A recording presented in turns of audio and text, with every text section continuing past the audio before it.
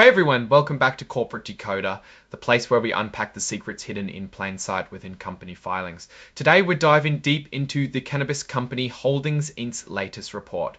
Get ready, because this one is a masterclass in how a company navigates its annual meeting with shareholders, and let's just say there are some interesting numbers and decisions being made here. Before we crunch these numbers, if you're all about getting the real story behind corporate moves, make sure you've subscribed to the channel. And hey, if you want to chat more about these insights with fellow Discord community, linked in the description below. Alright, let's get straight into it. This document is essentially an invitation to the Cannabis Company's annual general meeting of shareholders, scheduled for September 24, 2000, unfortunately. It gives us a glimpse into the company's executive and director compensation, as well as their overall governance. Think of it as the official playbook for the meeting. The meeting itself is going to be a virtual-only event. This means no one's gathering in a stuffy conference room. It's all happening online via a live audio webcast. Shareholders can attend and vote, but if you're just a guest, you can watch but can't participate in the voting or ask questions. They sent out this notice about a month before the meeting, which is pretty standard. The document is quite thorough, covering everything from how proxies are handled to executive compensation and corporate governance.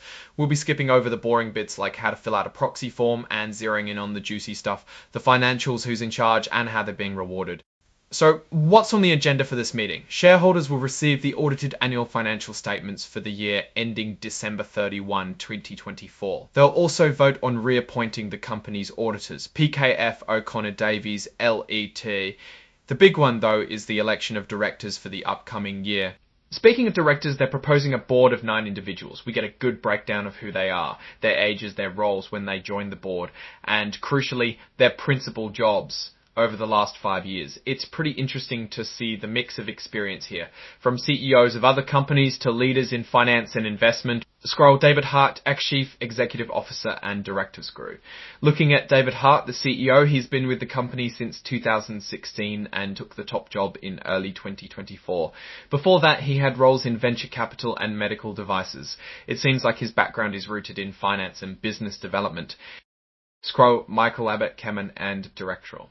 Then we have Michael Abbott, the chairman, a co-founder who's been involved since 2012. His career also has a strong financial services background with a stint at Goldman Sachs and running hedge funds. The other nominees also bring diverse experience. For instance, Jeff Clark, a director, has a resume that includes CEO roles at Eastman Kodak and Travelport.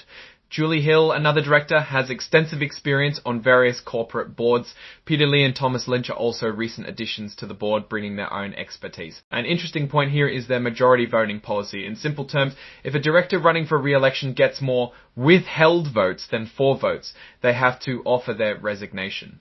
The board then decides whether to accept it. This pushes directors to really earn their seats and stay aligned with shareholder interests. It's a good way to ensure accountability. On Scorishity, good way to ensure accountability. And Sekvest do, good way to ensure accountability compensation. Summary compensation table scroll. Now, let's talk about what everyone really cares about. How much are the top executives being paid? This summary compensation table gives us a snapshot for David Hart, the CEO, Jesse Channon, the president, and Derek Watson, the CFO, for 2023 and 2024. Scroll David Hart, CTO and director.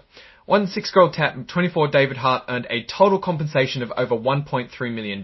This includes his salary, significant share-based awards, and annual incentive plans. While his salary was around $500,000, the bulk of his compensation came from these awards, which is a common practice to align executive interests with the company's long-term success. Scroll, Jess Channon, Cloth's president, 2 Tess Scroll, Kid Jesse Channon, the president, also pulled in close to $1 million in 2024, with a similar structure of salary and stock awards. Scroll, Derek Watson, Q CFO, received over $87,000. Again, a substantial portion of this is in share-based awards. Scroll, Nicholas Vita, a former CEO, and Director 3 Scroll. It's also worth noting Nicholas Vita, the former CEO. He retired from that role in early 2024 and continued as a director until June.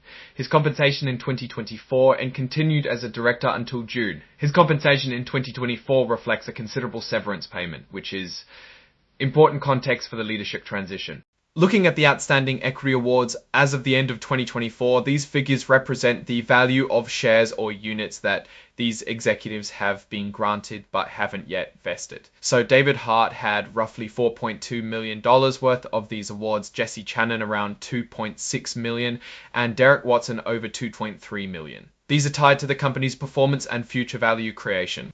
The non-employee directors also receive compensation. For 2024, directors like Jeff Clark and Jonathan P. May earned over $200,000 each, primarily through fees and share-based awards. This compensation is designed to attract and retain experienced individuals for board service. It's a significant amount, reflecting the responsibility that comes with overseeing a public company. Now let's see who actually owns the company. This table shows the beneficial ownership of shares as of August 2025. It lists directors, executives, and any major shareholders owning more than 5%. Michael Abbott, the chairman, owns about 2.4 million shares. Jonathan P. May, a director, holds around 4.2 million shares. What's interesting about him is that he also holds a significant chunk of proportionate voting shares, which gives him a much larger voting influence. When you look at all the directors and top executives combined, they own approximately 5.34% of the company's total stock. It's not a huge percentage by itself, but it shows they have some skin in the game. The biggest shareholders, those owning over 5% of the company, aren't explicitly named here in this particular table, but you can see individuals like Jonathan May holding a substantial portion of the voting shares. The company has an omnibus plan, which is basically a way to grant shares, options, or other rewards to key people like directors, executives, employees, and consultants. The goal is to get them invested in the company's growth. As of the end of 2024, these plans had a substantial number of shares available for future issuance, over 18 million. This tells us they plan to continue using equity as a key part of compensating their team. This section details any late filings of insider ownership changes. It turns out there were a few late filings for most of the key executives, including the CEO, CFO, and president. While not ideal, it seems to be due to administrative errors rather than anything sinister. It's a reminder that even in well-run companies, things can slip through the cracks. Here they disclose any transactions where related parties might have a material interest.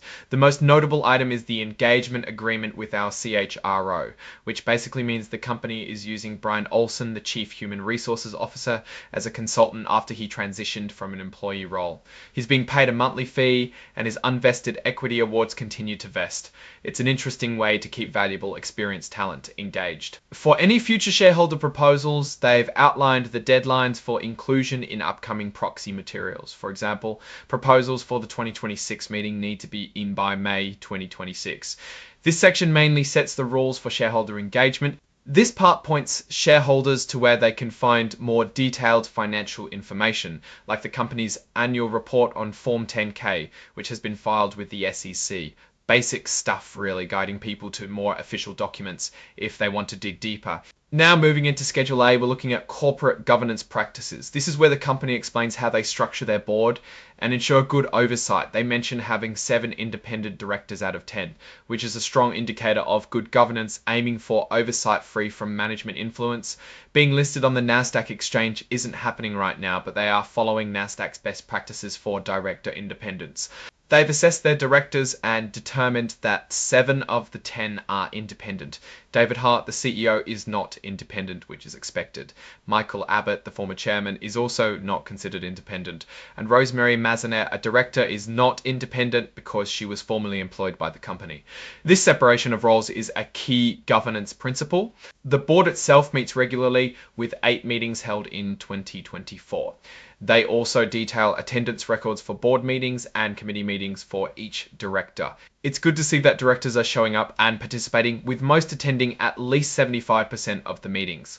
The Nomination and Governance Committee is made up of 3 independent directors. Their job is to review the board's size and composition and to identify and recommend potential director candidates. They consider diversity as a factor when looking for new nominees, which is a modern governance trend we're seeing more of. Interestingly, they don't have a formal policy on diversity targets for the board or executive officers, but they do consider diversity as one of many factors. They mention that 3 out of 10 directors, or 33%, are women, and 41% of their senior leadership are women, which is a decent representation. Then we have the audit committee composed of 3 directors, all deemed independent and financially literate: Jeff Clark, Jonathan P. May, and Peter Lee. Jeff Clark chairs this committee. Their role is super important in overseeing the company's financial reporting, internal controls, and the external audit. Looking at the fees paid to their auditors, PKF O'Connor Davies LLP and Davison & Company LLP for 2024, the audit fees alone for PKF O'Connor Davies were $895,000. Audit-related fees and other services round out the total. This reflects the cost of ensuring financial accuracy and compliance. The audit committee has reviewed the financial statements with management and the independent auditors and recommended their inclusion in the annual report. They've also recommended the reappointment of PKF O'Connor Davies LLP as the auditors for the upcoming fiscal year. This report solidifies the committee's oversight role in ensuring financial integrity. Now let's tie this all together. The Cannabist Company Holdings Inc. is holding its annual meeting with a clear agenda focused on electing directors and approving auditors. The compensation for their top executives and directors is substantial, with a heavy emphasis on equity awards, showing a commitment to aligning their pay with the company's performance. Their governance structure appears solid, with a majority of independent directors and active committees like the audit and nomination committees. However, the lack of formal diversity targets in their appointment process is something to note, even though they do consider diversity. On the financial front, while this filing doesn't feature a detailed income statement or balance sheet, it does highlight significant compensation figures and the use of equity to incentivize management. The company seems to be structured for growth, indicated by the large number of shares available under their equities compensations.